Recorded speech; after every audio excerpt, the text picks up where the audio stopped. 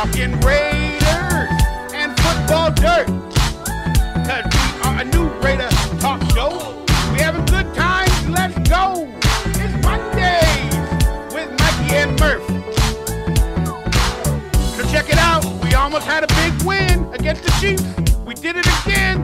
You were supposed to rap today. The fans wanted to see you rap all the way. But now you're not gonna have to do it, cause we didn't get a victory, there's nothing to it. So I'll take over the rapping. I'm the iced tea of Mondays with Mike and Murf. It's Mikey and Murf. We talking Raiders and football dirt, cause we are a new Raider talk show. We have a good time. Let's go. It's Monday with Mikey. He is Murf. Murf. We almost beat the Chiefs. Can you believe it? I didn't think it was a possibility, but dreams almost come true. Unbelievable, my friend. We were so close. And if it weren't for a few literally untimely fumbles, then we might have had a shot. I would have liked to have seen what the Raiders could have done without those 3 fumbles by 3 different running backs. How's that suit you? Well, I mean, if it wasn't for fumbles by the coaching staff, by the organization, we might have had a few. I'm just saying, I call them fumbles. Let's call them fumbles. Let's not call them trades. Let's not call them, whatever. All right. We're going to be Gruden fumbles a lot. Hey, but you know what, though, about the ifs, as my dad used to say, if your aunt had balls, she'd be your uncle. That's a scary statement. Have you seen my uncle? No. He looks like my aunt. So maybe it's true. In today's world, you never know. Everybody's got a choice. There's 5 different bathrooms, Murph. Nowadays, there's 5 different bathrooms. There's like a his, a hers, and like the plethora. You can figure that out on your own, but it's hilarious. Absolutely. I just think it's funny. Yeah, I'm going to stop talking. I have too many other jokes in there, and I'll get yelled at, and I'm sure somebody will tweet and take offense by my joke, so I'm just going to stop. No offense necessary from either one of us. The world is changing, and I don't know what it's changing into in all aspects. There you go. That's a good way to put it. It's a new world, Mike. It's a new world. You represented the Blue Raiders this week? What happened? You went to a football game? Yeah, so the Middle Tennessee Blue Raiders, that's where I went to school and represent the Blue Raiders. They are in Conference USA and are Division I school, and they play an SEC schedule along with the teams that are in Conference USA. And, so they'll play Kentucky and Vanderbilt and University of Tennessee and Alabama. Not every year, but they'll play at least 1 or 2 of those schools every year. Anyway, so they hosted the conference championship game this week for Conference USA. And it was fantastic. Yes, to answer your question, I went to the game. I took my oldest son, and we literally had the VIP treatment. He got to do one of the little field goal contests, that they do at the end of the first quarter, where you go on and try to kick a field goal. And we were hosted on the sideline. I've been on the field for a lot of games, like a lot of different NFL games and whatnot. And usually you get down there before the game and watch them warm up and whatnot. But this was the most access I've ever had to a team. And granted, it's a smaller program, but it's still Division I college football. To give you an idea of what MTSU is, or Middle Tennessee, that's where like Kevin Byard came from, who's current All-Pro safety for the Tennessee Titans. Kelly Holcomb, who was the last Browns quarterback to be in the playoffs. That was a guy that came from MT. So there's a handful of players that have come from Middle Tennessee. But anyways, so we were on the sidelines for this thing, and we were there for the whole game. And, we were literally on like right in the players. You could see it if anybody saw it on TV. We're in lots of the camera shots where the players come running out of bounds and whatever. And it's just to be that up close to a game and see it in that fashion, the speed of it, and just the violence of the sport, and just the explosiveness of everything, the controlled chaos that coaching is, watching the way that coaches interact with players. It was a fantastic experience. It was probably one of the best pure football experiences, Mikey, that I've ever had in my entire life. And to be there with my oldest son and to share that with him was pretty cool stuff, man. So, I was a fan of the team already because I'm an alumni alumni of the school, but even more so now after seeing something like that, man. It was pretty cool. So go Raiders, man. What an amazing memory. And you went out there and you watched the Blue Raiders. And there's plenty of Raiders that are actually blue this year. Yeah. So I'm just being honest, That's true. I guess that my shirt has more meaning than just because I'm a Blue Raider on more ways than one today. That's right. Hey, it became full circle with you, but what an event. What a way to check it out. My co-host with the most, I call him my host because we're both hosts, but you guys can catch him on murfsfancave.com. That is his main website. He also has got Raiders Fan Radio. You guys can find him on YouTube. The links will be below. They also got an application. Yes. That's real. That's technology. You can download it. Like, I don't know if it's on the iPhone or the iPads but you can download their app and listen to their podcast every week. Tell them a little quick something about that, then we'll get into the bread lines. Thank you, Mikey, for asking. Yeah, so our app is Android only, and the reason why is that most people on their iPhones, on their iDevices, they use the Apple Podcast app. So on the Apple Podcast app, just search Murf's Fan Cave, MURFS Fan Cave, and then if you're an Android user, search that same thing in the Google Play Store, and you can find our app there. And then, I've been accused of having too many things to get a hold of, we're so diverse, so I told Mikey I'm going to try to streamline this thing. So just go to murfsfancave.com. That's the best place to find all of our stuff. We have links to everything there, links to all the different places that you can find our podcast. And then now, we're becoming a big fan of this YouTube thing. So you can find the Murf's Fan Cave YouTube feed and subscribe to us there. And so much appreciated to all of those of you that already do. Thank you, Mikey, for supporting the Murf's Fan Cave Network. And whether you call me your co-host, your sidekick, your along this, whatever, your side piece, whatever I am, Mikey, I'm glad to be here, buddy. I have a good time here on this show. Thank you very much. And the reason we promote so much, and I've been doing it a lot lately with, other people besides Murf's Fan Cave, because I don't know what's going on. YouTube feels like a dying platform, and there's a lot of other variables that creep into my life in terms of making videos. So I don't know how much longer, me or anybody might personally be around. So that's why I love supporting you guys, because you guys are the future, and that's just the honesty. Mikey can't last forever, but I'm doing my best. All right, it's time for the headlines, breadlines, deadlines, blow my mind. Murf, guess what? Rent, the musical, is going to be a Fox Live special on January 17th, live on Fox. How about that? That'll be pretty cool, man. I know you'll have your DVR set for that. Oh, I'm going to be in full costume. I'm going to be in full thespian Rent musical mode. It'll be great. All right, it's time for the headlines, breadlines, deadlines. Raiders play tough versus the Chiefs, but they can't shock them red-hot Kansas City players. We'll get more into that right after the I call them the breadlines, the headlines in the game recap. But I saw this somewhere, so let's have a Raiders Q&A. What was Gruden's grand plan? Before all the issues with Khalil Mack and having to rebuild and all that, what do you think Gruden's grand plan was before he got rid of Mack, and maybe after all of the situations happened? What is your personal opinion on his grand plan? Mikey, that's an awesome question, and I hadn't really considered it until you asked it, and I saw it here on the rundown. And I think his grand plan was the same grand plan of any head coach, and especially one that's taking over I want to call it a failing organization, but an underachieving program, okay? And, the Raiders, aside from 2 years ago when we, let's be honest, kind of fluked our way to a 12-4. Aside from that, we've been an underachieving organization since Gruden was here the last time.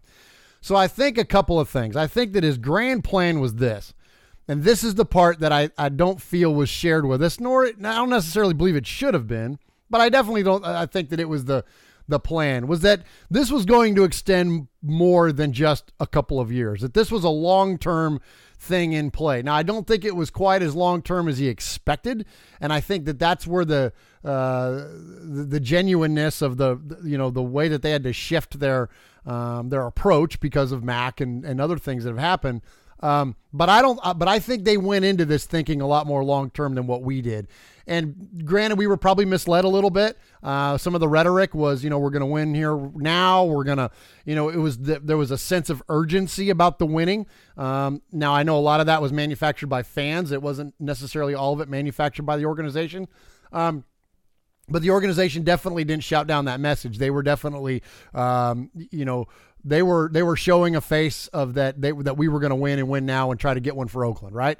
And so when that didn't happen, or when that plan started to kind of fall apart with the Mac thing and everything else that happened, then I think that they had to change. And I don't know if you caught it, Mikey, in the broadcast this week, but it was Ian Eagle and Dan Fouts, and Ian Eagle made a specific reference to John Gruden, Derek Carr, and the rebuilding that I don't know if, look, I'm pretty good about paying attention to Raider news. That's kind of what we do.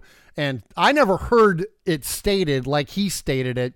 And basically he said this was that Carr was told by Gruden, you're kind of a rookie all over again. That this is did you catch that? That this is a rebuild phase. This is a 10-year plan. You're going to be part of it for the entirety, but you better be ready to start over again.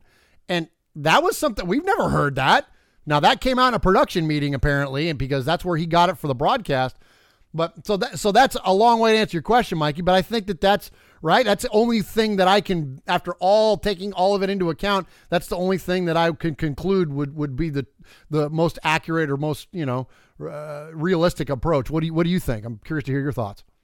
Well, first off, anybody named Iron Eagle, they're good in my book. I'm just saying, Iron Eagle. Isn't that a movie? Isn't that a movie in the 80s? Yeah, Lou Gossett Jr. represent, man. I'm telling you, that was a great movie. I recorded it on my phone. You want me to pull it up while we're doing the show? Yeah, I think I know the thing. You can pull it up, no problem. But I don't think Gruden's grand plan was to make Derek Carr a rookie from the beginning and do a rebuild. I think he wanted to add veteran depth with Khalil Mack and all these other players to try to win. So, yeah, go ahead and play it. Okay, let's see if it works. Let's see if it works here. I'll just play it off my phone into the microphone. When we talked to Derek Carr about the current situation the Raiders are in, he was brutally honest. Said the direction of the organization this year, it sank in for him at the midway point of the season. When he signed his deal, he didn't think they would have to go through a rebuild again. And Gruden told him, hey, it's a 10-year marriage. You're a rookie again. And he said it was hard to hear that, but he understands the vision. Carr slapped. All right, there you go. So that's pretty profound, right? Like, I don't recall us hearing anything like that at all. Do you?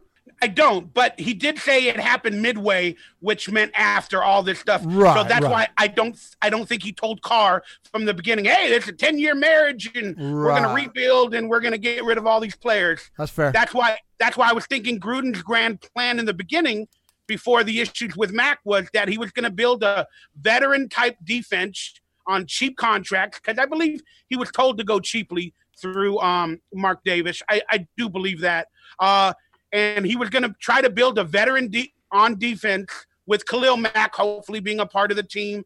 And then the offense was good enough to go to the playoffs a few years back. So he was going to add a few pieces like Martavius Bryant and whatnot. I believe his grand plan was to try to win now while rebuilding. And then after the Mac issue, the holdout, the agents, and everything else happened, he's like, man, we just got to literally tear this thing down. Yeah. I'm with you. I think that it didn't start off that way. I think that they genuinely felt they were going to field a more competitive football team this year. And whether that would have been with Mac or anybody, even aside from that, I don't think that anybody expected 2 wins. I don't think anybody in the organization expected that. I think that they thought they were, did they expect they were going to go win a Super Bowl this year? I don't know.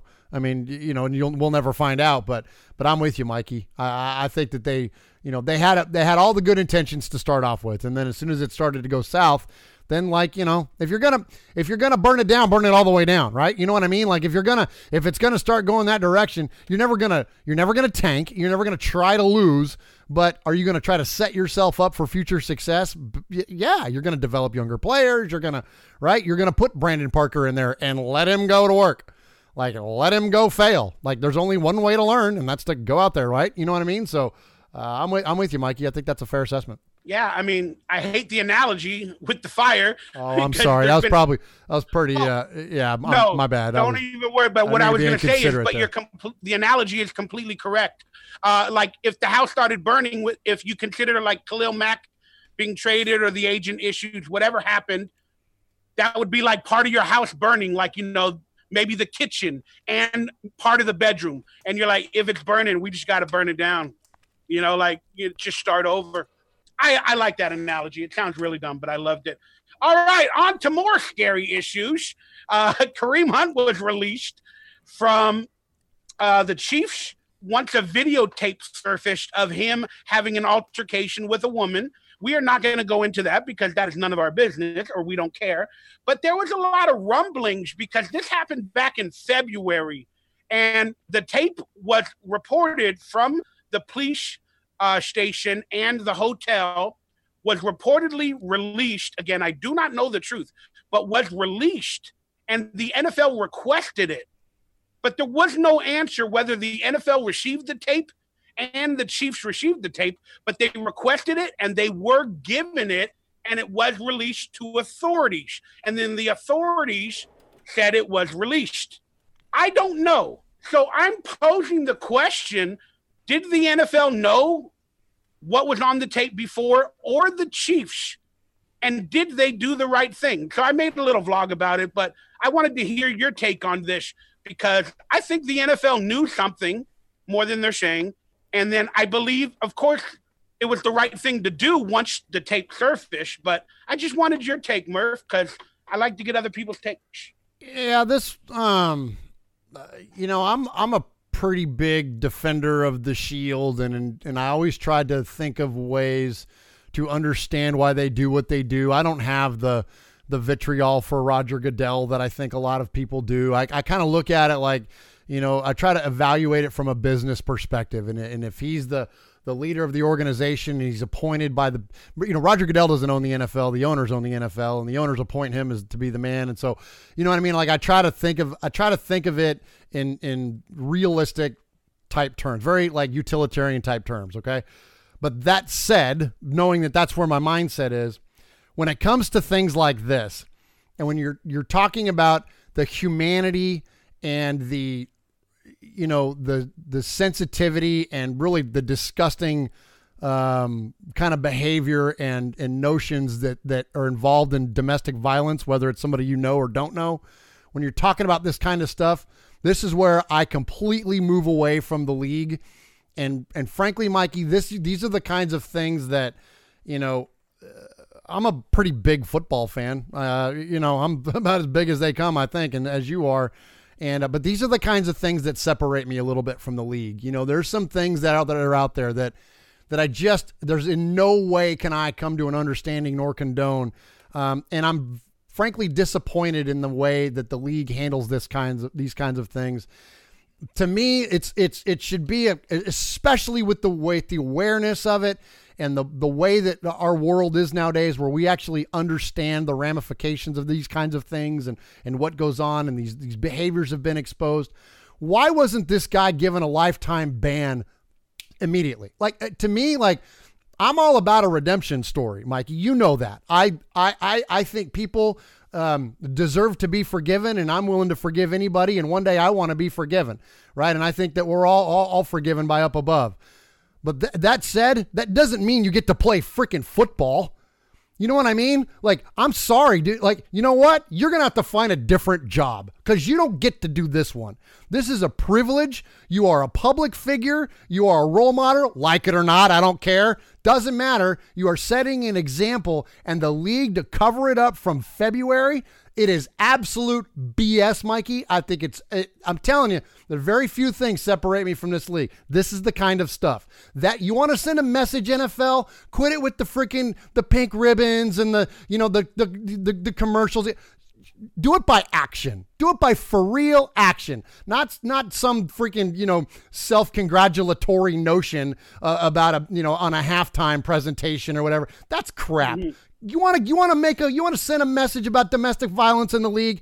Cut this guy, give him a lifetime ban, and don't welcome him back. Now, do you want to enable him to help, with counseling and help him on a human level? I'm all about it. Like, yes, that's what they should do. Do we want to just turn your back on somebody and let him, and forget he ever existed? No, because the guy clearly needs help. And can he be a sounding board or a voice for from the mistakes made and help be a tool to help, teach others the appropriate way to conduct yourself as a public figure or just as a human being?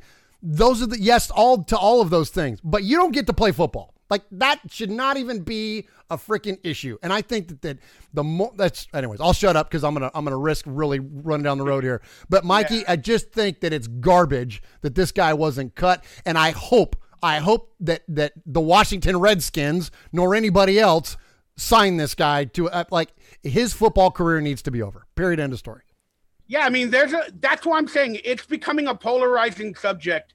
With Reuben Foster, Ray Rice. They knew about Ray Rice. The NFL and the team apparently they had the tape. Again, I can't prove it.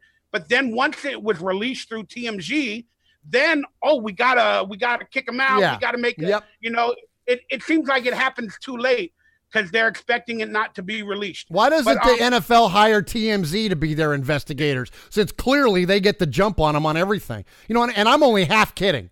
You know what I mean? What the heck, right, man? Yeah. You're completely 100% right. That's why it bothers my mind. But now, on defense, again, I can go which way. There's multiple sides to the story. You can view the tape however you want. But I'm going to speak from a personal level. And I don't even know if I should be speaking about this because it scares the heck out of me.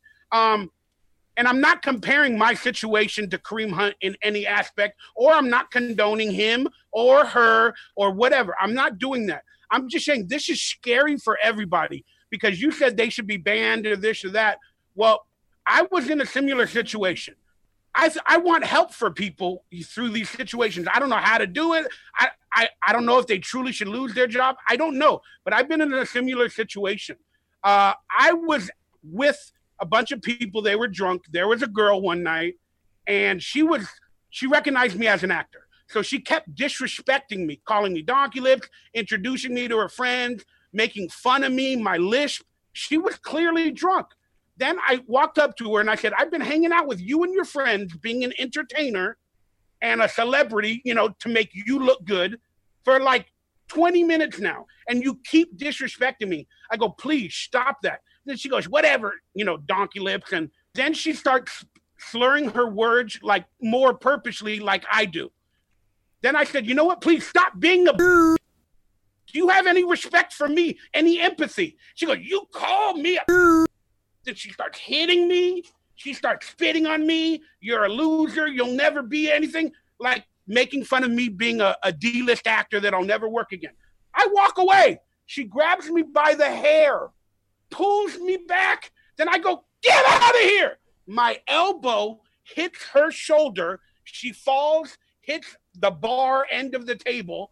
She cuts her eye. I'm to blame. I hit her. Yep. I'm not saying it's right or wrong, but I don't want to lose my career as an actor because she grabbed my hair and spit on me, and I was just trying to get her off of my hair. Right. It's just scary. It scares the hell out of me that I might have lost my career or a job or something like that for just, I don't know. Yeah. It's scary. Look, I'm not, and those kind of situations, I'm not going to claim that it's fair. You know what I mean? As far as what other people's actions led to the ultimate scenario, right? I understand, but put yourself in the hotel room, lock the door, and call hotel security. Like, you know what I mean, or whatever. Or don't be out to begin with. You know what I mean? There are lots of public figures that don't go out. Now, I'm not saying that. Look, that sucks for you. I'm sorry that you can't go out, Mr. Whoever. She grabbed my hair. I'm trying to get off my hair. And I'm sorry. Even if I walk away, she's holding my hair. I don't know. Do I drag her? Then if I drag her, then I hurt her. Look, sometimes there's not good answers to things. Sometimes there's not a good way to handle it, a right way to handle it, a wrong way to handle it. But all I know is this, is that if you put yourself in a position where you don't have to worry about it, you don't have to handle it, then it never becomes an issue, right? So again, can't speak to your situation. I can't even speak to what happened with Hunt other than what I saw in the video. But I mean, there were other ways to address that. I'll just say that there are other ways to do that than, whatever. I know it's a scary thing. I'm just glad there wasn't a tape. I wasn't an NFL player. I don't know. Maybe a tape will come out in 10 years on DMZ of me being or accidentally hitting her. I don't know what'll happen, man. But it just scared me when I saw all this and I saw the tape. It reminded me, that. Yep, it's sad. All right, let's talk about the Raiders. Yeah, let's move on. Thank you guys for putting up with this subject, but it's just polarizing and interesting to me. On a good front, Rodney Hudson. We all know he's the best center in the league, and according to Pro Football Focus, he is the top 3 center, but he's not even in the top 10 of Pro Bowl voting. That's because the Raiders are losing, and fans need to go out and vote for this guy. Your thoughts on Rodney Hudson? Please go out and vote for him. I don't know if we can get him in there, but he's definitely, no matter how bad we're losing, he's one of the top centers in the league. And I'm going to show you guys something a little later. It's going to blow your mind with Rodney Hudson. Yeah, I've rhapsodized quite a bit about him on our show, Raiders Fan Radio, and so I'll save you all the rehash of that. But I'll just say this. I think that he's under-celebrated as not only one of the best Raiders, but as you mentioned, Mikey, one of the best players in the league at his position. And, it's unfortunate that, teams that, centers don't get a lot of attention. You can be, I don't know, I'm trying to think of somebody on a losing team that's having a good season. You could be Saquon Barkley, right? And playing on a losing team and still get a lot of accolades because people see you on the highlight shows and you have a lot more exposure. On a center, no one's showing center highlights, right? And so I think that it's unfortunate that unless you're on a winning team, that players like that at those positions are just not going to be celebrated. So, so do what you can to support Rodney Hudson out there for sure. He's the man. He's one of, right now, Mikey, he's on the very, very short list of my favorite Raiders. I mean, I think that, again, as far as player at his position, he's probably the best. I mean, Jared Cook is way up there. Maybe it's just those two guys. I think, normally I would put KO on that list, but he's kind of struggling this year with injury. So anyways, let's support Rodney Hudson. Let's do what we can to really lift up number 61 out there, man. And not only is he just playing great, but he's a great Raider, man. He's a great leader of this team. Again, he's a quiet guy. He's not you don't see him out doing press conferences and whatever, but there is no mistaking that he is a leader of this team. You listen to any of the players give interviews and they always cite Huddy, right? So let's definitely support what he's doing out there. Definitely. There it is on screen. Provo vote. # Rodney Hudson. Let's get him into the Pro Bowl. Hopefully we get a couple of Raiders in the Pro Bowl. It might be Jared Cook and him, but it ain't going to happen unless you guys go out there and vote. I'm afraid this might be the first time in history that there might not be a Raider on the – well, it's not the first time in history, but it feels like it to me. Yeah. So let's get these guys – let's get these guys in the Pro Bowl. And I know you guys don't want to rehash this, but this bothered me a lot. Mark Cooper said he wasn't really happy with the Raiders and that, he's playing with more passion now. And we spoke about it after that first game. I said, look, he didn't do very well in that first game, but I saw him running routes. He looked like Tim Brown. Tim Brown has these moves and, he had the little thing where he would move his hands and then break into another route. Yeah. And I finally saw that from Amari Cooper once he went to the Cowboys, and I spoke about it. And now he said he wasn't really happy being a Raider. The proof is in the pudding. Do these comments piss you off and make you mad at him? Because he should have chose to be happy. I know we're losing and all that, but he could have found his passion while he was here to maybe he wasn't traded. But now, I don't know. It just feels weird. It feels like they're winning now. Not we won the trade. I know that, but I'm just mad. I'm mad at Cooper, and I don't want to be. Yeah, I mean, you nailed this one, Mikey. I'm going to give you props on this one. You hit this one from a mile away, and we brought up last week. You had a great topic about was Gruden purging, selfish players, quote selfish players. And this was one of the guys on the list, and I said I wouldn't put Coop on that list. And then shortly thereafter, these comments came out. And look, he's not a diva. He's not Ocho Cinco out there or Terrell Owens or anything. But that is a selfish-ass thing to say, is that, I wasn't motivated as much before. I found my passion again. That's selfish, because then you're putting yourself ahead of the team. So you got guys out there like Derek Carr, or whoever else, guys that, like Rodney Hudson. Cook, Cook is mad right now, but he's still playing his butt off. He found his passion. So you got these guys that are out there killing themselves out there to go play, and now you weren't putting it on the line for whatever reason. Like, if I'm one of these Raiders that shared a locker room with him, I'm 20 kinds of pissed off at these kinds of comments. And as a fan, it bothers the crap out of me, because you're going to deal with adversity in your life. You're going to deal with adversity in your career, and you're going to, I don't, because he went to Alabama, and so, he never experienced losing. And so now, he had relative early success with the Raiders. And then, what, I don't understand, whatever it is, that sense of entitlement that led him to where he's at. But one way or the other, you're a professional effing athlete. You shouldn't need any more motivation other than the fact that you're getting paid to do what you love. I don't know what else to tell, you know what I mean? And because there's this notion that you would like to think that all professional athletes are able to motivate themselves. That's the old adage, right? Is that you don't need a college type, rah-rah type coach, because these guys are all self-motivated. They're all giving it everything that they possibly can, every single down, every single play, every offseason, everything. That's the whole point. That's why they've gotten to the level that they've had. So to hear that there was a guy that's actually as talented as he is that wasn't giving it his all, yeah, we noticed. Thanks, Amari. Now, you know what I mean? Let me let you know some inside information too. This all came out after the Thanksgiving, big, beautiful game, right? Now the media spotlight is on him. So that goes back to his agent. Yep. So I found out he changed agents after last year with the Washington game with Khalil Mack. He changed to Khalil Mack's agent. So Khalil Mack and Amari Cooper, his new agent, Joel Siegel. Joel Siegel told him to go into the media spotlight because you're going into a contract year again next year and prove and become a brand.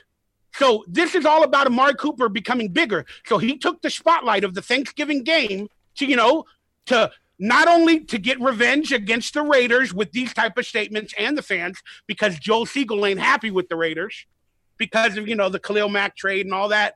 And then on top of that, the first week after Amari Cooper was traded to the Cowboys and he had his first game, they asked him, how was it, to go out there and play with Dak? He said, Dak throws a catchable ball. That was his statement. Look it up. What does that mean? Is that against Derek Carr? Heck yeah, it is. Heck yeah, it is. And Mikey, you know me. I'm not much of a conspiracy guy, and I don't believe in ulterior motives and most of the time and all that, or hidden agendas. But you're this one, I'm telling you, I'm with you on this and I'll tell you why. You remember on one of those touchdowns, Amari Cooper has this big celebration. He goes over and he shoots a free throw. You remember all that? He's never that guy never has shown any kind of emotion like that on the field, except you're right. Now he's got a new agent, contract year, Dallas Cowboys, America's team, playing on Thanksgiving, and now all of a sudden he's found his personality and he's found it. Come on now. Look, I may have been born at night, but it wasn't last night. You know what I mean? That's where, again, I don't believe in hidden agendas and all that stuff a lot of the time, but this is the kind of stuff where I do, because you're right. This is the kind of stuff that the agents fabricate, and it would not surprise me one bit if John Gruden was hip to this. And he'll take the blame. People will be critical of John Gruden. They will give him a hard time. They will say, he doesn't know what he's doing, and he's letting all the talent go, and blah, blah, blah. because he's not going to say, look, I had a bad experience with Joel Siegel. There's some things on the horizon that I wasn't comfortable with. I wanted to get rid of him before it became an issue. He's not going to say all that, but I'll bet you that's what happened, Mikey. I would not surprise me one bit. Yes. Okay, so going back, there's his statements on screen. You guys can read it and break it down for what it's worth. Last thing I'll say about this, you brought up Gruden. Gruden said he was going to make Amari Cooper the focal point of the offense. Yeah. So I was saying, Gruden is lying because he traded him. Now that I see all this, I have to go back and look at that statement. When I look at that statement, Gruden said that to pump up Amari Cooper, to let him know, look, we're going to throw some pride in you this year. And then Amari Cooper had every day in practice on the field to put that passion that he found with the Cowboys. He had every opportunity to do that, hopefully being the focal point in Gruden's offense. But Gruden watched him, and he probably just went through the motions every day in practice. Then in game time, still went through the emotions, whether he had one good game with us this year or not. And Gruden is like, man. Then Gruden realized he's in a fifth year. He has the same agent as Khalil Mack. We're going to have a holdout next year. Man, let's just put him on the shopping block. This guy is not buying in, and he doesn't want to be a Raider. Done and over. Scares me, man, because I liked Amari Cooper. I did too. I was rooting for him, man. He was one of my favorite Raiders. I mean, the whole AC/DC thing, man, like that was great. The idea that we had a quarterback wide receiver connection like that could be dynamic in the league. Yeah, it's a letdown. That's a bummer. And that's why this one stings, because he was a very likable player. He was he was easy to root for, not anymore. And all the posters of them car, AC/DC, back in black, the group, could have been a fantastic thing in Vegas, especially the entertainment capital. Yep. Oh, well. All right. Marshawn Lynch, he's offering to pay cell phone bills. Marshawn Lynch is done with football. From these things that I'm going to show you, I think he's done with football. He may come back for 1 year, but I don't know. He's making business moves. He's offering to pay cell phone bills because he owns a company called Beast Mobile, which is cool. He's becoming an entrepreneur. You guys can look it up, Beast Mobile and all that for yourself. But let me just bring up this story. He also bought a football team. It's called the Fan Football League. All right, but before that, forgive me, I jumped ahead. Let's watch the Beast Mobile, the cell phone story. Forgive me. Oh, go ahead and play that audio. Play the audio? Okay. Yeah, forgive me. I didn't know who had it. Raiders star Beast Mode Marshawn Lynch is getting into a different game, this time offering to pay for your cell phone bill. The Raiders running back is the face of Beast Mobile. It launched a while back, but now the 32-year-old Oakland native wants to go beast mode on your bill altogether. Lynch says he'll personally pay the cell phone bill for a full year for 500 new Beast Mobile customers. The offer is good if you buy a new Beast Mobile phone. There's also a charity arm to this. Marshawn Lynch is in the process of giving out free cell phones to homeless individuals who live in the Bay Area. So I just wanted to share that story, but now let's get into the football story. Again, you guys know what's going on with his phones. Here it is. Marshawn Lynch is the owner of this fan-controlled football league. It's hard to read the stats. You guys can go to the website, but the fans control the action, apparently. They make decisions, whether it be online for actual teams. It's interesting. Do you know anything about this, Murf? Your thoughts on Marshawn becoming a CEO, and is he kind of done with the Raiders? Because now he's buying teams, and it seems like he has one foot out the door. Just your thoughts on all of this. Yeah, and I think, don't forget, this guy was retired once upon a time, right? So he's already, started on the next phase of his life. And yeah, I don't think there's any harm in this. And I first off, I love the story about, and I remember this from before even too, that he's been doing this for a little while, the whole Beast Mobile thing, and, giving phones away and to underprivileged kids and homeless people and all that. Like, it's awesome, man. This is the things that I love about Marshawn. But yeah, so is it, is he setting himself up for that next phase? Like I said, yeah, and that has not slowed down. That momentum has not slowed down. And I've never felt like he was going to go past 2 years. I always felt like it was a 2-year deal because those were for sure going to be the 2 years in Oakland, and that was going to be it. I've heard some counters to that here lately that, while he still hasn't lost a step, and if he comes back from the surgery and he's in good shape, then, then he's still going to have enough in the tank for 1 more year. So I don't know. I certainly don't ever see him playing in Vegas. And running backs, they don't go past 30 very often and still remain productive. So I don't know. I don't think Marshawn's going to be around for much longer. I just hope this, Mikey. I hope he gets that one last shot to play one more time in Oakland this year because, it's all signs are looking like, it's maybe questionable at best whether he comes back or not after this year. That's true. I still don't even know if he's going to come back this year off of IR because Donald Penn, if he's pulled off of IR in the next week or two, there's a guarantee that Marshawn Lynch cannot come back. That's exactly off of right. IR. Yeah. This just shows me that, he's focusing on other things right now. Yeah. So I don't even think he's going to come back for that one game. Then I don't know if the Raiders are going to be in Oakland. I don't know if he'll play. And maybe he'll come back one more year, but he'll be the media focal point next year, in a rebuilding team again. But I don't know, the fan-controlled football league. You need to do some research, Murf. This is be fun for you. Apparently, fans control the game on the field. They have all key decisions are made by the fans, from picking the team name, the drafting the players. I don't know what's going on, but it sounds fun. So I'm interested. But that's it for Marshawn. I just wanted to bring that up. I'm proud of you, Marshawn, for being an entrepreneur and doing all this, but it looks like your Raider days are possibly, they've already ended. I don't know. It's a scary thought. Green Bay Packers fire Mike McCarthy. He is from the Gruden tree. Would you want him and Gruden to be reunited in some aspect? Would he take a job as an offensive or defensive coordinator? We know Gruden ain't going nowhere. But I don't know. Your thoughts on Mike McCarthy, or is he going to hold out for another head coaching job? I don't know. I kind of would like him, a good quality coach that worked with Aaron Rodgers for maybe Derek Carr, I don't know. I would like it to happen in some aspect. I don't know. What are your thoughts, Murf? Yeah, I mean, anytime you can populate your sideline with ex-head coaches, that's a good thing because they have a level of experience that, only 32 other people all get collectively at one time. So, you're talking about the rarest of rarest, so absolutely. I'm a firm believer in that when you can, engage in that experience, especially somebody that's won a Super Bowl and what, yeah, heck yeah.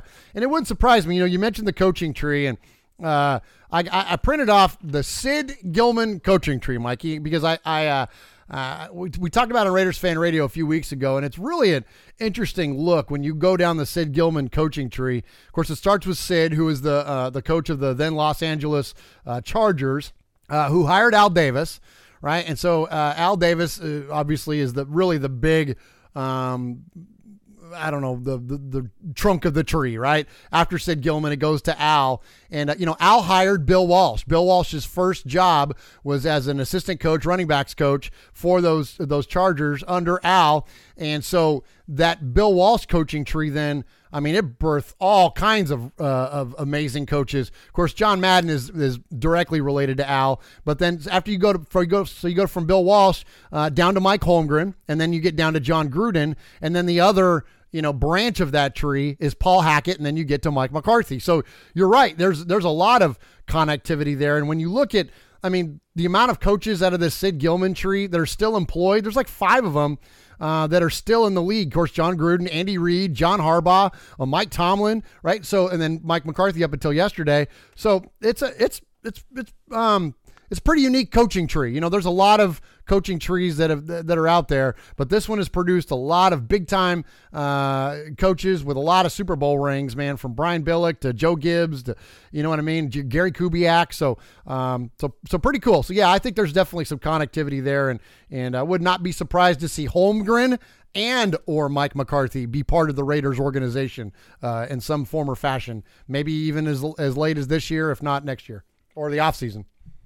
Cool. Well, just to let everybody know, who knows what's happening with the world of the interwebs, but it appears we're having little issues here and there. It's going in and out, but we're going to try to pull through the show like champions and keep it going because I can't control what's going on. I would love Mike McCarthy to be a part of the Raiders in any aspect. Here's the cause for cleats that were presented this week before the game. We got Derek Carr, who put out his Valley Children's cleat for his son Dallas, who they took care of, and DeAndre Washington in terms of his sister, the March for Life and all that other stuff. It's a beautiful, beautiful cleat for both of them. But I wanted to ask, hopefully you can hear this, if you had a cleat that you could make for a cause, Murf, what cleat would that be? Wow, that's a great question. First off, this is one of my favorite initiatives that the NFL has. These are as much as I rallied against the NFL earlier, this is one of the things that they do, I think, very well in this cause for, or My Cleats, My Cause, and, or My Cause, My Cleats, whatever it is. And so to answer your question, I would, either something with kids, obviously first and foremost. One of my youngest son spent 10 days in neonatal intensive care when he was born, and the people that literally saved his life and enabled him to grow up a healthy young man. That one's pretty near and dear to me. So if not anything that had to do with kids, like what Derek's is Valley Children's Hospital, anything as far as veterans go, and especially the reacclimation of veterans into civilian life, that's a cause that's also near and dear to my heart. And in fact, in Middle Tennessee, the school I go to is one of the few schools that has a program specifically for veterans of foreign war. When these guys come back home, they are set up with, the ability to, go to school and to learn how to, put together a resume and, whatever, lots of different things, lots of services that are available to these guys to help, again, to reacclimate to society after serving overseas. So it's, and I've taken a lot of classes from professors and I've had a lot of, interworkings with the staff there that manages these programs. And they're just amazing. And the heart that goes out and the appreciation and, to those folks that sacrifice their lives for us. It's pretty cool stuff. So long answer your question, but I would definitely think something like that. Yeah. If I had to do it nowadays, many years when I was younger, it would have been many different causes. But after seeing my dad deal with, whatever he went through at the end of his life, I would want it to be something with the elderly, whether it be caregiving facilities or, nurses or, a home where, elderly stay or something like that, just to bring excitement toward the end stages of their life for the elderly. So that would be my cause. I don't have the actual cause. I'm definitely going to look it up, which one or how in the next week or so I can really get on that. But it would be something for the elderly, at the latter stages of their life. Thank you, Pirate 1975, for the donation. He wrote 40-33, so close. We are getting better. I bet you were sweating, Murf, having to rap on Sunday. Go Raiders, beat the Squealers. Your thoughts? Were you sweating, Murf? Actually sweating? Or did you want the victory? Heck yeah, man. I'll sing, all day. I mean, I'm not a musician by any means, but I will be glad to for a Raider victory. Absolutely. So, no, I wasn't sweating in a bit. I would have definitely had to have clocked in and done some work to foster a rap here on the show, but I would have gladly done it. And we got one more shot at it, Pirate 1975. We'll see if KC's resting their starters in Week 17 and see if we can knock them off there in Kansas City. Very good point. Murph's got one more Kansas City game to become a rapper. The Gruden bunch. I love this picture. It reminds me of the Brady Bunch. I saw it somewhere on Twitter, so I wanted to present this to everybody. But there's Gruden. I think Mike McCarthy. Andy Reid's got the circle around him over there. Yeah, there it is. There's Andy Reid, John Gruden. I believe it's Mike McCarthy. And that's the Gruden bunch, the coaching tree, if you will. So why not be reunited? Did you ever watch the Brady Bunch? Oh, of course. Yeah, man, all the time. What was your favorite episode, if you could think of one off the top of your head? Probably the one where Don Drysdale shows up and teaches Greg how to pitch. I think that was a pretty good one. I remember the totem pole where they went to Hawaii on a vacation and they got like a cursed totem or an artifact or something. That was interesting. All right, the Raiders are actually still have the odds to be in the Super Bowl according to Brovada Gambling. With 300,000 to 1. I don't even know why they list the Raiders. Do you literally think some moron walks into the dang casino and goes 300,000 to 1? I'm gonna put $1 on the Raiders to win the Super Bowl. And can they win the Super Bowl? Like if every league or every team exploded, and the only teams left were the 49ers and the Raiders? I don't understand. It makes me laugh. I just thought this was hilarious. Yeah, that's pretty goofy because after this weekend, the Niners and the Raiders were officially eliminated from playoff contention. That's mathematically impossible now. So it doesn't matter if everybody else lost and we won out, it still would not happen. Yeah. I'm sure this was before on Saturday. So it was made officially before, but still, I don't know. I should have put $1 on last week just in case. All right, let's move this show along. Hopefully the internet gets better. Who knows? Somebody's stealing my Wi-Fi probably. Somebody's parked in a car down the street, logged into my account, and is stealing my Wi-Fi. I don't know. It's time for the game review. That's right, where we review the headlines and talk more. It's great. It's great. The Raiders almost beat the Chiefs. But in a good summary to this, Carr is on a record pace this year in terms of yardage and completion percentage, albeit a down year in terms of victories. But Carr officially after this week's game eclipsed Rich Gannon as the second leading passer in Raiders history.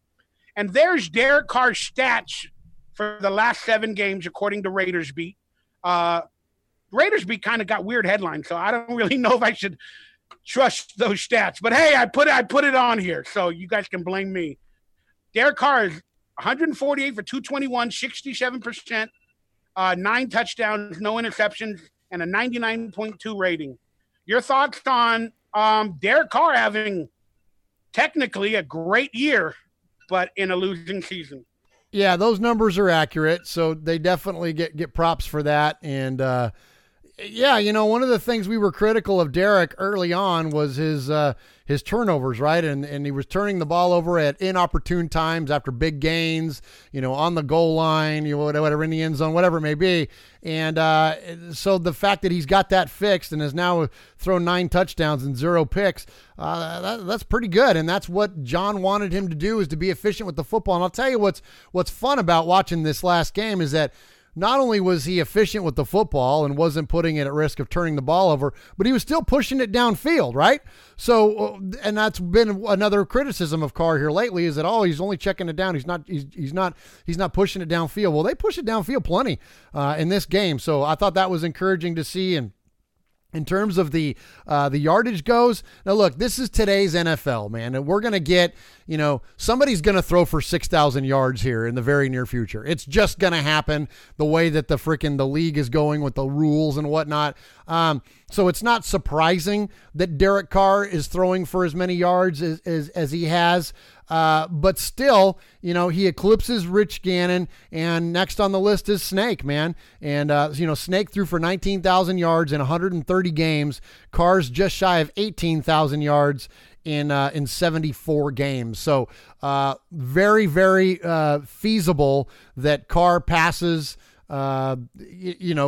Stabler here by the end of the year, a couple of big games in there, especially, and he can do it, but definitely by next year. So, I mean, Carr in the very near future is going to be the all-time leading passer in Raiders history. So again, consider today's NFL. I get all that, but I mean, the guy's pretty proficient one way or the other.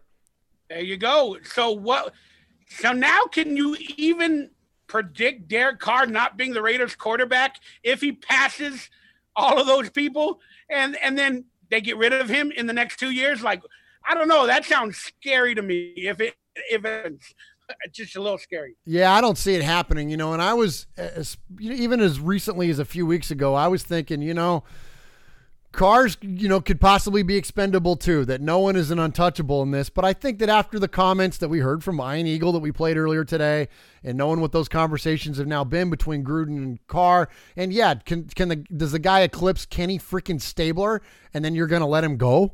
Like, I don't see that, man. I don't see that. I think Carr, thankfully, and he should be, he's going to be a Raider for life, and he needs to be. Now let's go to bad news. The NFL media controversy schedule makers have apparently announced that Khalil Mack and the Bears will be one of the opponents for the Raiders next season. Is this for media ratings, for TV views, especially for a Raiders team that might not be winning a lot next season as well? You're dosh darn right it is. Your thoughts on the NFL schedule headline makers putting Khalil Mack as an opponent for the Raiders next season? Well, I mean, there's a formula to it, and it's on, the divisions are on rotating schedules, so it's not like, somebody just said, okay, we got to match up these two teams, and then we got to match up these.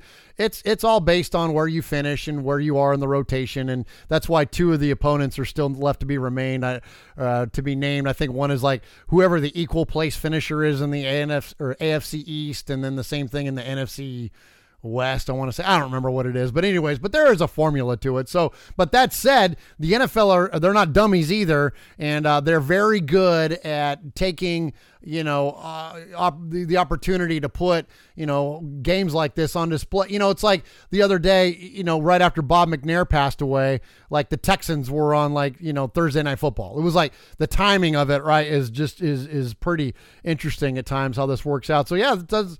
It's not surprising that it would end up being the Bears, being that was the rotation. But I think what's going to be funny though, Mikey, is that where this what the NFL can determine, it doesn't determine necessarily the teams, but they will determine the when and as far as primetime games and when in the year. So like early on in the year, could this be a primetime game? Absolutely. Like, could this be like a Sunday night type matchup, especially if the Bears go on to any postseason success? That could be really interesting, and to put the Raiders on display early on and give us a chance to hopefully redeem ourselves a little bit. What do you think? Well, you said it's in the cards. They have divisions, and still I know they have divisions that they have to play every 3 years, but I don't think this was on the cards. And I think somebody went in a room and said, "Let's do it." You called the timing interesting. I call it a conspiracy. Of course you do. This will be the primetime game.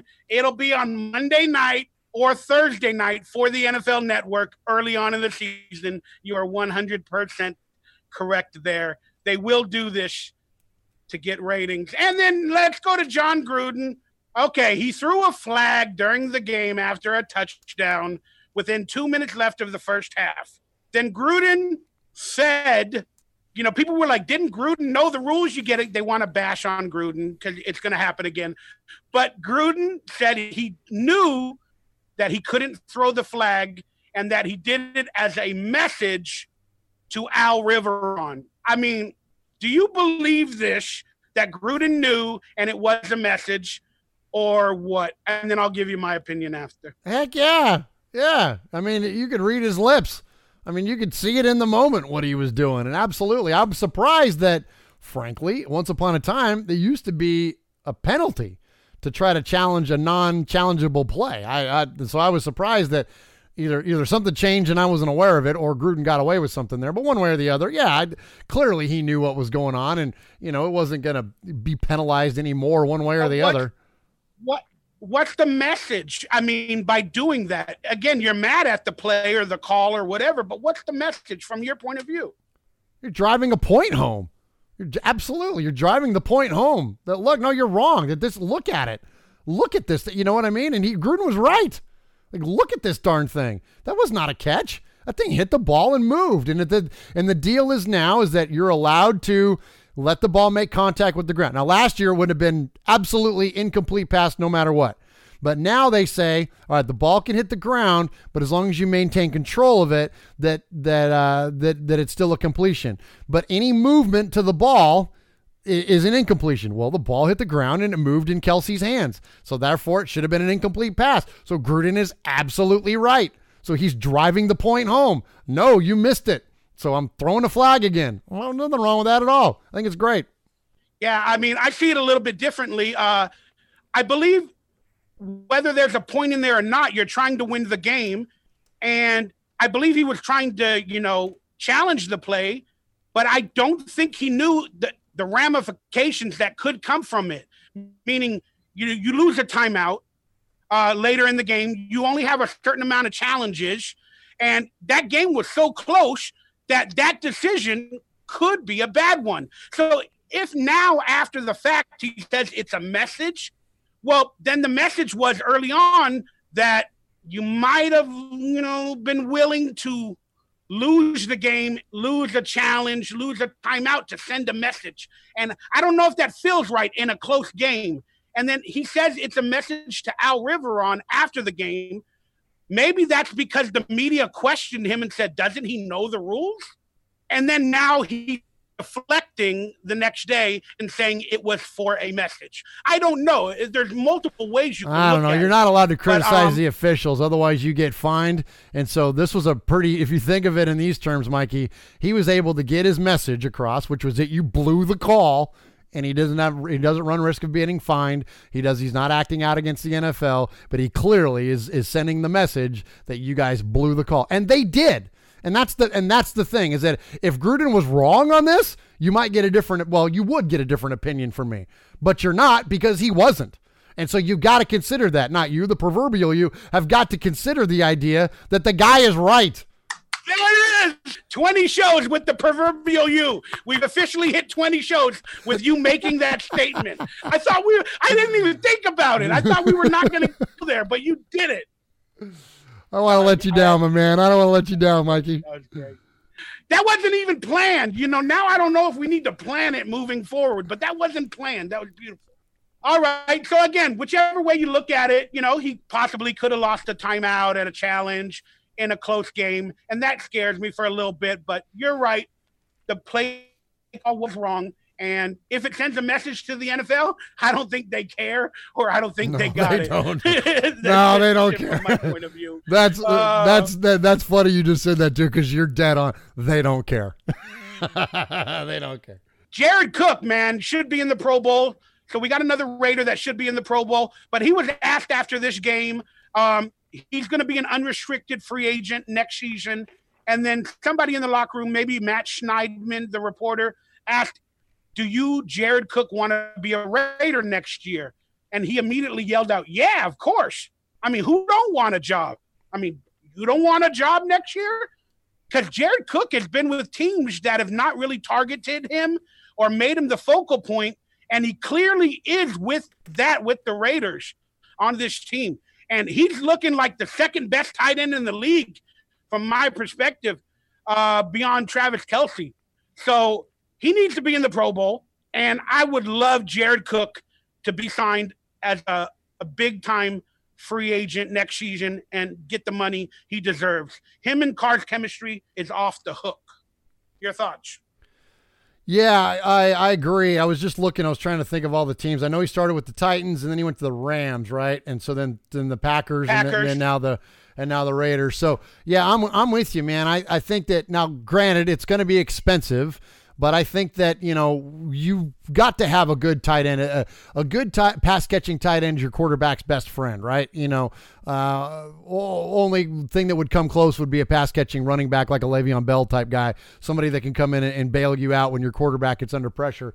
And Jared Cook, I don't know if he's I don't know if I'd put him at the second best tight end in the league. There's some big names out there, Mikey. There's Jimmy Graham is still in the league and Gronk is still around, and there's still some big time guys. But that said, considering how bad the Raiders have been and that he's still balling out the way that he is, there's a strong argument for what you just said. And so, being that he's a Raider, I'm going to think he's the best tight end in the league because freaking Travis Kelce, man, I think that he's he's a benefactor of our weaknesses, right? I think that he only has the day he does because we can't cover him. It has, less. Granted, he's good. Don't get me wrong. I'm not going to pretend like he's not an elite player, but those numbers that he put up, those franchise, record-setting numbers that he put up, it's because we can't cover a freaking tight end and haven't been able to for a long time. So that's it. I'm with you though, and I hope he's back, man. I hope he's back, and now with 2 years invested into the program and with his quarterback, yeah. I mean that's look. I mean, who else do we got? Who else has Derek Carr got right now? Who else can he count on in a pinch? Who else can the Raiders count on in a pinch to come down with a big play? And right now it's Jared Cook, man. Yeah, Garyon Connolly definitely has been balling out lately. He's definitely now with consistency from my perspective and the defensive perspective. There's finally consistency after all this debacle that's happened early on in the season. And now Garyon Connolly is proving that he's a bright spot. According to reports, he has only allowed just 15 yards in the last 3 games to wide receivers. So he's balling out. Garyon Connolly is looking good finally in his second year towards the latter half of the season. And do you think he's going to be a focal point moving forward? And your thoughts on Garyon Connolly? Yeah, I hope so. I didn't like it when we drafted him. I was, when you watch this football this last weekend, right? And I'm not going to get on my soapbox again about the inside linebackers, but when you look at what Dallas did to New Orleans, you look at Zach Cunningham, right? You looked at, there's a lot of guys, a lot of middle linebackers that had big days in the NFL, pick sixes. Alec Ogletree was another one for the Rams that had one, right? So we need inside linebackers. So when we drafted Conley, I wasn't on board as much, but I slowly became a fan of his and really started to root for him, especially with all the challenges he had early on in his career. And of course, he's a Raider, so I want him to be great anyways. But this year I was getting a little nervous for him with some of the talk that was out there. Like, was he tradable? Like, was he not fitting into what Gunther wanted as far as, cover corners go and whatnot? I was a little nervous. So, and then playing time was down, right? So I don't know if he had a change of heart or collectively there was a change of heart and an understanding between him and the coaches or whatever it is. It's working, man, and I'm proud for him, and I think that he's been really a bright spot in a down defense. And you mentioned the stats about the yardage. I got another one for you. Conley has forced an incompletion on 28% of his targets when defending outside receivers for the entirety of 2018. Not only does that rank 3rd in the NFL this season, but it's also the highest for an Oakland cornerback in the Pro Football Focus era, which has been since 2006. So, and so that's like Namdi status right there. So that's legit, man. So not only is he just passing the eye test, but this guy is putting it down on the stat sheet as well. So, look, we've needed corners for a long, long time. And, if he and Melvin and Conley, or not Conley, he and Melvin and Worley can be the 3 guys for us going forward, especially Conley and Worley, I'm on board, man. I think that we're in good shape there. And I'm encouraged by, I know you didn't ask it, but I'm going to say it. I'm encouraged also by the safeties. Like, all of a sudden, Carl Joseph is looking like a first-round draft pick. Like, holy crap, Mikey, like our freaking secondary is kind of coming together a little bit. Sans Reggie Nelson, but outside of that, it's not looking too bad, right? They were called out early on, whether it be Gruden, the coaching staff, whatever. Now there's a little bit of consistency, and maybe they're playing for their jobs or their life, and they found their passion, and it's nice to effing see. And here's an observation from Paul Gutierrez that I really liked. He said Kansas City Chiefs wide receiver Chris Conley was whistling the theme to the autumn win in the visitors' locker room and in tune to boot. Well, we need wide receivers next year. Chris Conley may be a free agent. Maybe is he predicting that he wants to be a part of the Raiders next season? You got the video there, or are you asking me? That's for you, Murf. Okay. I'm sorry. Okay, yeah, so I saw this and I heard this and I thought that was I figured it was just a shot at the Raiders. I figured that was just, because it was during who was it, Tyreek Hill or whoever it was giving their interview, and he's whistling the autumn wind in the background.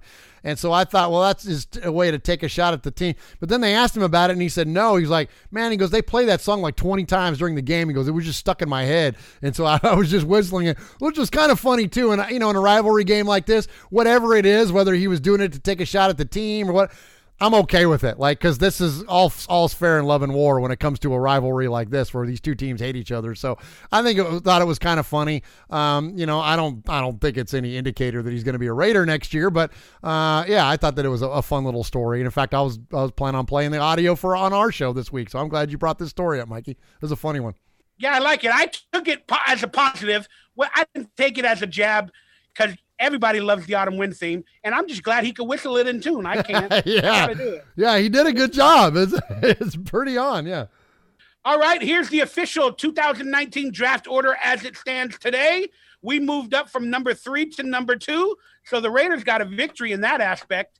49ers are 1, Raiders are number 2, and I do think the 49ers can win a game in the future, and I'd rather get a victory, but hey, if we have to lose, at least we get a higher draft order. But I like where we are now. Your thoughts on the 2019 draft order so far? Yeah, it's a nice consolation prize. To answer the questions, I've seen a lot of questions on social media on, how come we lose to the Niners and they have a better spot? Because it's all based on strength of schedule. It's not, the tiebreakers aren't determined like when you try to determine the tiebreakers for the postseason for a playoff spot. It doesn't come down to that kind of stuff. This absolutely everything comes down to the strength of your schedule. And that's why I said early on that if we get into a situation where we're tied with the Niners or the Cardinals, if you remember back to last week, I told you, get it out of your head. We're not going to get the number 1 pick because we'll never win a tiebreaker against one of those two teams. And that I speculated we'll be picking between 3 and 5. And I still believe that.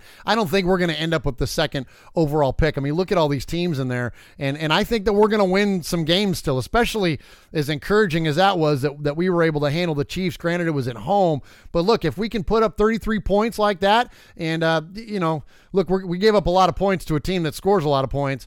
So I don't have any delusions there. But again, going back to what we said early on, without the 3 fumbles, we got a really good shot to win this football game. So, and that's one of the best there is. So I think that the Raiders are definitely going to, we're going to win more than just a couple more games. I mean, I don't know, maybe 2 more games I'm thinking. I think we're going to sneak up on the Steelers this week. I will get to that. But to answer your question, I think we're going to be in the top 5. I don't see us picking in the top 2 or 3. Yeah, you brought up a good thing that reminded me. I know it's based off of strength of schedule, but how did the 49ers and Raiders last season have a coin toss? And now we're number 1 and 2. You think the NFL might change it again where we have another coin toss this season for the first pick? It's really weird. How did we have a coin toss last year? I guarantee you the strength of schedule was different. I kind of don't understand that. So I don't know. Your thoughts? Maybe you can answer it for me. Yeah, it's as far as that goes, Mikey. I don't know. I don't know what that criteria is, what the metric is on strength of schedule, what they use to feed into it. But clearly there was a tie in there somehow. I mean, something was tied in there, so I don't know what it was. I don't know if it was, I don't know. I don't know what I don't have a good answer to your question. But there had to have been some variable in there that came out identical. But I'll find out. That's one thing that I will do is I'll figure it out and I'll let you know. I'm just saying, we had a coin toss last year, and if it was based on strength of schedule, I don't know if it was a tie of strength of schedule, but we had a coin toss, so maybe they're going to do it again this year because it was fun. That sure was a fun coin toss. All right, let's look at these stats on screen just to give everybody some information on the game because we're actually doing headlines instead of the game review. People are going to be like, you never do a real good game review. I don't know how to. That's what you do. That's your Mikey show. That's your review show, right? Yeah, I kind of do a post game, but people would love your thoughts on it. But you can do that on your show. I don't know. I don't do post game breakdowns on Raiders Fan Radio either. That's okay. You guys can do that on your own. That's what you got big brains on your Raider Nation. You got big brains and you got all the stats in the world on the internet. You know what I mean? You could find that anywhere, right? Yeah, I'm just not a good breakdowner of football field activity and everything. So I kind of go around it. Whatever I see is what I do a game review as. And I like the headlines because it gives my brain a focal point. Because my problem is my brain goes everywhere. So I need a focal point. So thank you for that. The Raiders lost their game on Sunday Night Football to the Pittsburgh Steelers. It was flexed out for a better game with ratings. But the Pittsburgh Steelers are hopefully heading toward the playoffs, and we're heading toward the draft. But I love that picture because that's that electronic football game, and I love that. Give me your expectations, X Factor, and predict this in the game preview. Yeah, this is you want to hate somebody, Raider Nation, that's outside of our division. This is the team to hate. The Patriots are the kind of the sexy team to hate nowadays. But if you want to hate a team that was detrimental to the success of the Oakland Raiders, go look up the stats against Pittsburgh Steelers in the playoffs. You want to hate a team that did us absolutely no favors and knocked us out of Super Bowl contention numerous times. This is the team you should hate. When you want to get your venom all wound up for Tom Brady, put it away and get it out for Terry Bradshaw. This is the team. When you talk to old school OG Raider fans like my Uncle Mosh, this is the team that he hates more than anybody. He hates them more than the Broncos. He hates them more than even the Chiefs or the Chargers.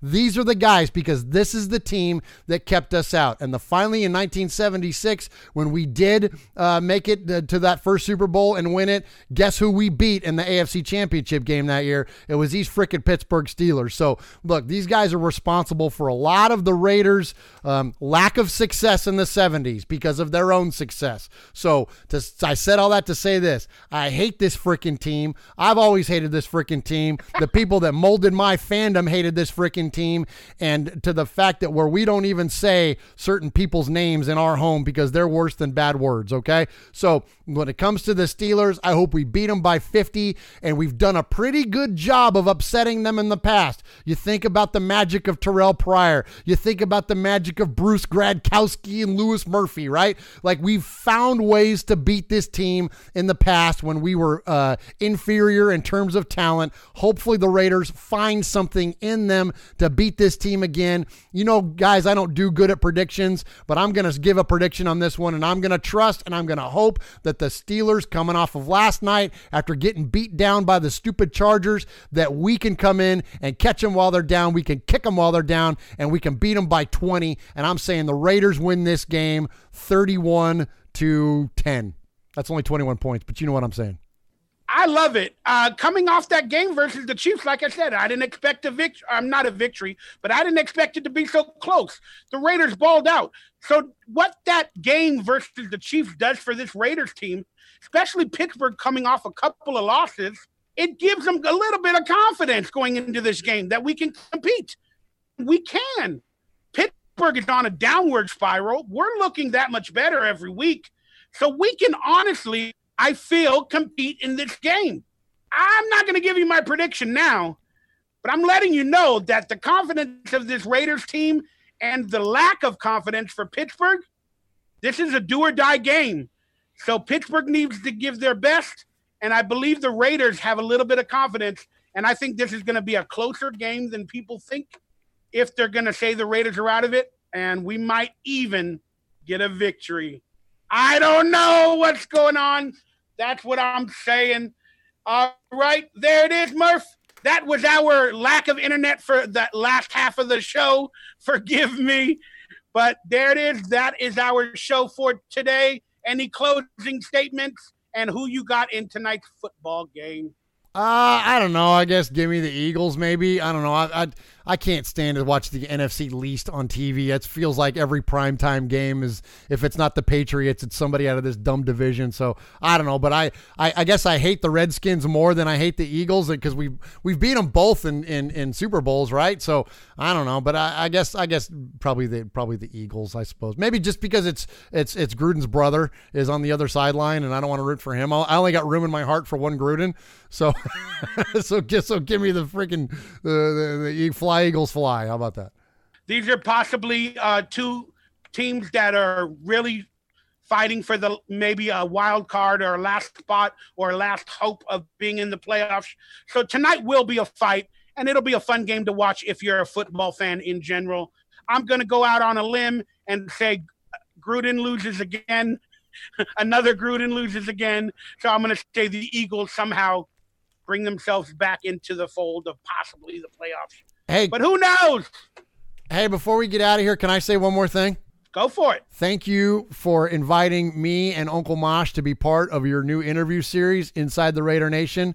That premiered this last Saturday on your channel. And I got to say, man, we had a lot of fun. Both him and I did. It was cool getting you two together. You know, I do a show with you every week, and then 2 days later, I do a show with him every week. And so it was really fun to get all three of us together on the mics and to see you guys have some chemistry and to just enjoy, you know, the interview. You're a great interviewer, and we were flattered that you would ask us to be, you know, the people that you would choose to ask about their fandom and Raider Nation. And so thank you for having us. And if you haven't seen it yet, check it out. It's here on Air Nation, and it's the Inside the Raider Nation interview series. And it's me and my Uncle Mosh. And so we had a blast, man. It was fun. No, thank you. Thank you very much. I will post the link in this video somewhere down below as well. Yeah, you guys check that out. I'm trying to do a weekly series where I, interview fandom. But I don't know who the guests are, unfortunately. I should have planned more and had a bunch of episodes. But we're going to have guests every Saturday that love the Raiders, love their fandom as much as you and Mosh and Murf. You guys were amazing. Thank you so much. And there's a lot of chemistry. Mosh, and your show is real fun. Like I said, you, by being a part of me through these dark times, have brought positivity. You and Mosh. So that's why I want to thank you. And that's why I was so proud to interview your memories, your fandom, and your love for the Raiders. And we're going to have more people like them coming up soon every Saturday on Inside the Raider Nation. That's awesome, Mikey. That's awesome, man. We're glad too, man. I'm glad to share that positivity. Glad it's rubbing off a little bit, man. So yeah, it's a mad world. You're a tough nut to crack, Mikey. Life. We live in the Matrix, so According to you and Elon Musk, we do. I'm telling you, every day I wake up like it feels like a schedule. Like you wake up, you got to take a shower, you got to eat. It just feels like a computer simulation that you're going through the motions daily, So when I get a chance to meet people, go out, and that is life. Life is not staying at home doing patterns. That is not life. That's right. Absolutely. All right. Give a goodbye. Let everybody know about your channel, and then we're going to sing the song together. Okay. Yeah. So check us out. Just go to youtube.com/Murf's Fan Cave. That's the best place to support what we're doing here lately. We've become a big fan of the live stream, and we live stream Raiders Fan Radio every Wednesday night, usually about 7 o'clock Central, 8 o'clock Eastern time. And so definitely support us in that way. Hit that subscribe button, please, to Murf's Fan Cave. And all credit to Mikey for getting us involved in that. That was something I never thought we would do. We were an audio-only podcast forever, but have really become fans of this whole live stream YouTube thing. So please support us in that way by subscribing to our channel. And thank you to Raider Nation for putting up with all my talking, all my BS, and whatever goes on with this channel. I honestly love you all, and I hope you truly have a blessed day. Let's get out of here, Murf. It's Monday with Mikey He's Murf. We talk Raiders and occasionally different types of football dirt. We are a new Raider talk show. We're not the best, but I think we are. So let's go. It's Mondays with Mikey and Murf. And we'll see you next week, Raider Nation. Take care.